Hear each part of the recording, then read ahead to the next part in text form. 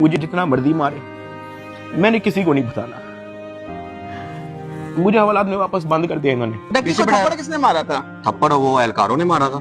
थप्पड़ वो additional director ने भी मारा था। मैं आपको बताता हूँ जी, डक्की भी आगे बताएगा कि मुझे चपेड़े किसने मारी थी। और वो बेचारा एक बात कहता था कि यार मुझे मारो ना, मैं कॉपरेट तो कर रहा हूँ, मुझे मारो ना। जब इसको पेश करने लगे थे डक्की को, तो भाई वो आपको बताया था कि मैं इसको थप्पड़ मार के लाया हूँ। हाँ, तो वो थप्पड़ मार के लाए, वो मारते थे इसको। अब मैं आपको बताना चाहूँ कि इस पूरी इन्वेस्टिगेशन के दौरान ये जो असिस्टेंट डायरेक्टर शुएब रियाज, जो मेरा इन्वेस्टिगेशन ऑफिसर था, उनका जो फ्रंटमैन था, उसको सिर्फ इस काम के लिए रखा हुआ था कि वो मेरे से पैसों की डिमांड करे। उसने तब मेरे से पूछा कि यार तू बेवकूफ है। मैंने कहा क्या हुआ है? कहता यार तेरे पीछे आने वाला कोई नहीं। मैंने कहा यार मेरी फैमिली कभी इन चक्करों में पड़ी नहीं है। तो कहता नहीं तू बेवकूफ है, तुझे समझ नहीं आ रही कि मैं क्या कह रहा हूँ, तुझे अपना मसला नहीं हल करना। मैंने कहा नहीं, मुझे नहीं समझ आ रही आप क्या कह रहे हैं। कहता कि तेरा कोई दोस्त पीछे आने वाला, कोई तेरा भाई, कोई तेरा आउट ऑफ कंट्री कोई दोस्त रहता हो, कोई तेरे पीछे आने वाला नहीं। मैंने कहा कि मेरी तो बातचीत ही नहीं है किसी से, तो मैं किसको क्या कहूँ। तो कहता कि ये जो तेरा आईओ है ना, सारी गेम इसके हाथ में, इसने जो लिखना है तेरे साथ वही होना है, तो तू अगर इसके साथ ताउन करेगा तो तेरा मसला हल हो जाएगा। मैंने कहा मैं समझा नहीं आपकी बात। कहता कि भाई लगता है तुझे सारा पैसा कब्र में लेके जाना है,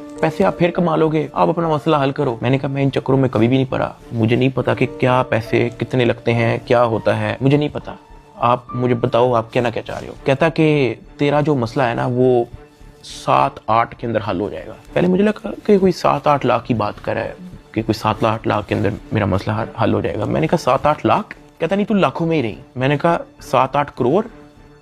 कहता तो और। मैंने कहा इतने तो मेरे पास है ही नहीं, मेरे रिसेंटली कुछ बहुत ज्यादा खर्चे हुए हैं, मैंने आगे भी बहुत सारी मेरी स्पेंडिंग है, मेरे 100 और काम है, मेरे पास नहीं है। कहता बस फिर तो इधर ही पड़ा रहा है। मुझे वहां से आइडिया हो गया कि इस बंदे का काम सिर्फ और सिर्फ मेरे से पैसे मांगना है। जब मैं एनसीसीआई की कस्टडी में था, आप लोगों ने शायद 3,26,000 USDT की बात एडिशनल डायरेक्टर के पॉडकास्ट में सुनी होगी। 3,20,25,000 USDT वो इसके डिजिटल वॉलेट में से हमने अनर्थ करके कोर्ट ऑफ लॉ में सबमिट कर दिए। हमने इस